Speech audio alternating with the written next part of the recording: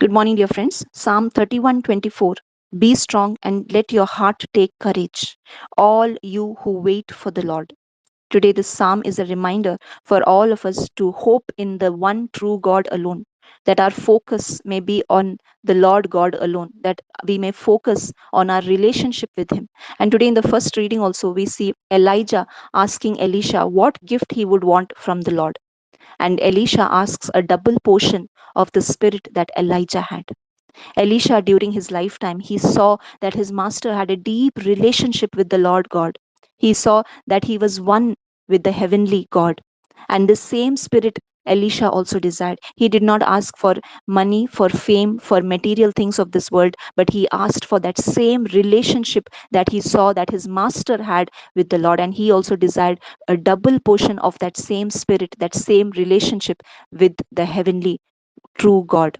And God sees the heart. God saw the heart of Elisha. He saw that Elisha also desired that same relationship that Elijah had, and his wish was fulfilled. And today in the gospel reading, also, Jesus is reminding us the same thing, that whatever we do, we may do fasting, we may do almsgiving, we may say long prayers, but whatever we do, let us keep our focus on our relationship with our Heavenly Father. Today, Jesus has given us the access to be children of the Father. We can call him Abba Father. We are no longer servants. We are no longer servants, but we are called the children of the Father.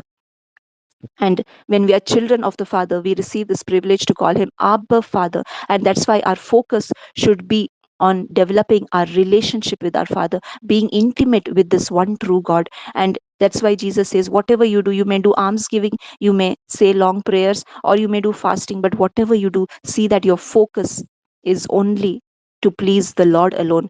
Our focus should never be to receive praise from the people around us or to please people around us, but instead it should only deepen our relationship with the Father. And that's why he says, when you give alms, your right hand shouldn't know what your left hand is doing. Only your Father who sees in secret will reward you. And same with prayer. When we pray, he says, don't say long prayers so that everyone may notice you. Instead, go to your room, close the door, and pray to your Father who is in secret, so that your relationship may be deepened with your Father. And same with fasting. He says, when you fast, don't act like the hypocrites and don't disfigure your faces to show everyone that you're fasting, but instead put wash your face, be fresh, so that no one may notice it, but only your Father who is in secret will reward you.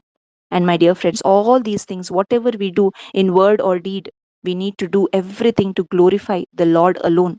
And that's why all these things, giving alms, fasting, praying, should be done with only one intention, to have a deeper relationship with our Father. Only that we may develop our intimacy with the Father, that our focus should be on God alone, and our focus should never be on receiving praise from the people around us. Because if we our focus is on only receiving praise, then we already receive our reward. We will have no reward from the Heavenly Father. But if our focus is on pleasing the Lord alone, then our reward will be given by the Heavenly Father. Today, my dear friends, let us examine our lives. If whenever we give alms, whenever we fast, whenever we pray, in what intention are we doing it? Are we doing it so that we may have a deeper relationship with our Father? Or are we doing it only to please people around us, to receive praise from people around us?